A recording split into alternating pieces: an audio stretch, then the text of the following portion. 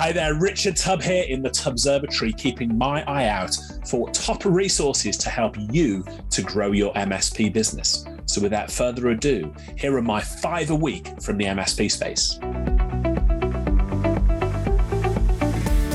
We all know that a good ticketing system is great for keeping on top of an MSP client's service requests. But in this article by SuperOps.ai Devi, she explains how a purpose-built PSA can help your MSP business track billing and revenue metrics, as well as prioritize tickets.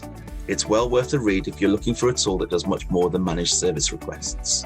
Could managed Kubernetes be an opportunity to grow your MSP business? That's the question James Steele of Linode asks in a video that he filmed at KubeCon last month.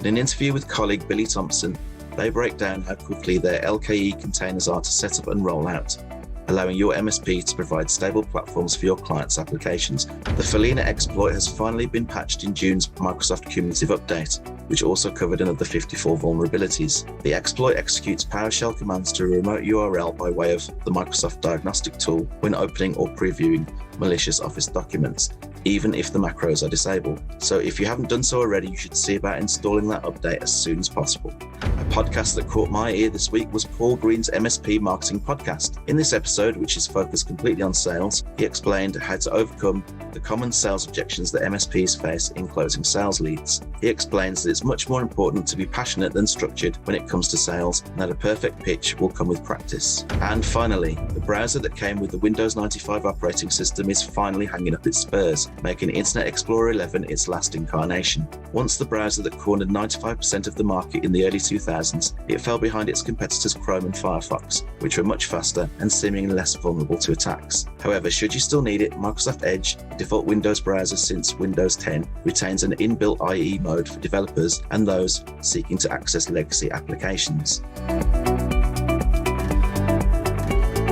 Microsoft have announced an update to the previously announced July 11th end of auto renewals of legacy CSP subscriptions. Previously, they had communicated that legacy commercial seat-based subscriptions would no longer be auto-renewed on the legacy platform starting July 11th. Though their goal is still for partners to migrate legacy subscriptions to new commerce before end of term, they have made a business decision to continue supporting the legacy auto-renewal functionality beyond July 11th.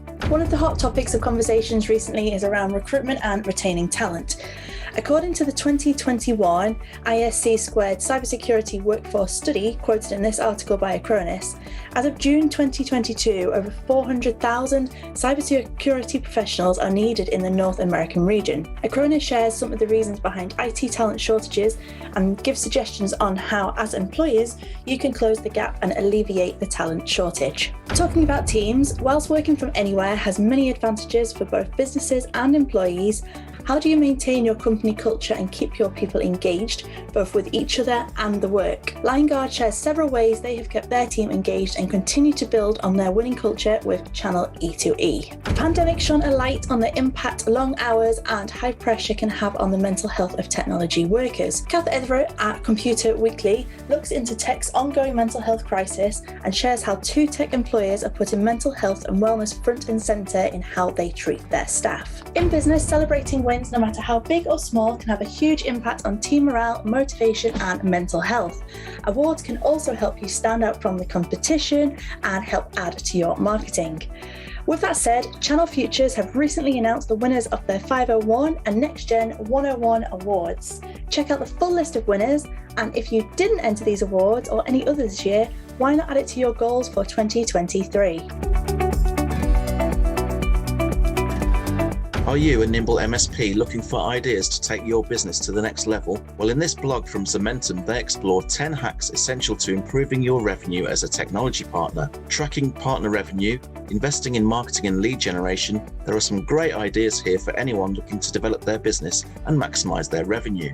The It's a Numbers Game podcast, hosted by Daniel Welling and Adam Morris, is a great listen for finance-conscious MSPs. And in this episode, they're joined by insurance expert Trevor Cornbill to discuss tech insurance. benefits. It's about the mitigation of losses, Trevor explains. It's definitely food for thought in case the worst should happen to you or your clients. Ministers and MPs met with tech industry representatives from Zoom, Cisco, Infosys and others to discuss the government's digital strategy worth £150 billion. The objective of this strategy is to bring government tech and digital policies together under a unified roadmap to ensure future economic growth. Digital Minister Chris Philp said the digital strategy is critical to the economic future of the UK and can help deal with a range of economic issues from wage stagnation, flatlining productivity and inflation. Do you include a security bundle with your MSP offering? In this article from Atera, ADPIC covers the pros and cons of security bundles and describes how you can explain the value these provide to your clients. It covers security features such as endpoint detection and response, email security, backups and security awareness training for staff. She suggests a tiered approach might work for those clients unable to see the value of a more sophisticated protection bundle at first glance. And finally, have you ever considered moving to an exotic country and adopt a work from anywhere method of working? Well, very soon you'll be able to live in Bali as a digital nomad, tax-free for up to 5 years. The rise of digital nomads, or techpats, has come about in part to the COVID-19 pandemic, and the trend has risen rapidly in the last 2 years. And Indonesia is just one of over 40 countries worldwide who are open to a work from anywhere workforce.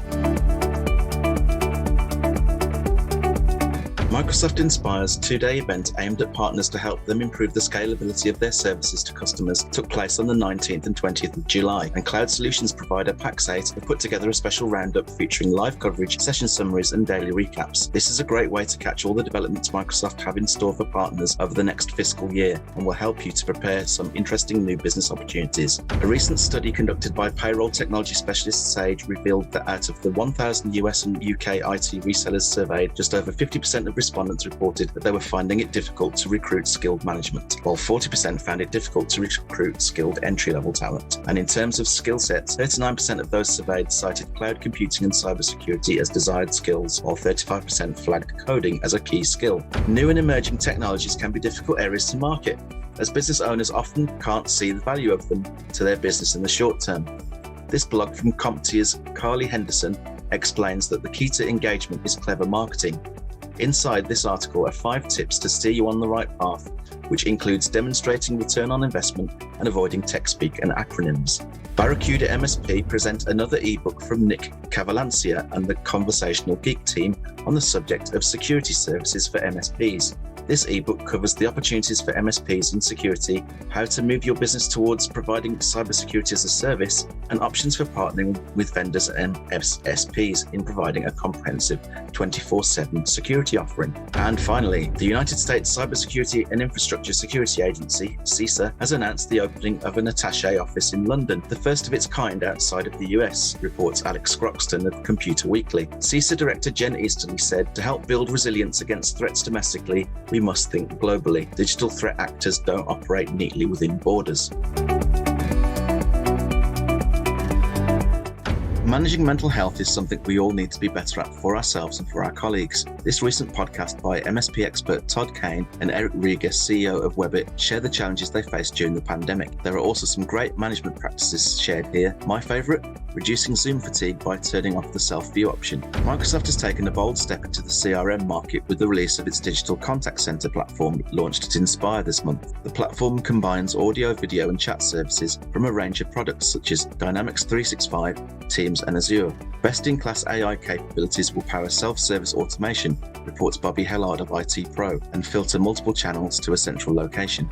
SMBs typically have less sophisticated data protection solutions at their disposal, argues Neil Jones, Ignite's Director of Cybersecurity Evangelism. In this article for Channel E2E, he offers 8 best practices to adopt to protect your client's data, including reducing content sprawl, restricting file sharing, and implementing multi-factor authentication. Following the pandemic, companies escalating their digital transformation strategies are requiring more services from their IT providers. As an MSP, how can you take advantage of this growth opportunity and meet the demand? Well, one option is for you to outsource some of your services. If you're apprehensive about outsourcing parts of your business, this guide from Uptime Solutions breaks down some of the common myths around outsourcing for you. It's well worth a read if you want to pick up new business quickly without sacrificing quality or control. And finally, in partnership with Hull and East Yorkshire Children's University, Giacom invited local children from Biggin Primary School to visit their offices to learn about a wide range of careers in IT. They also engaged in activities including learning about software development, designing a logo, and conducting mock interviews.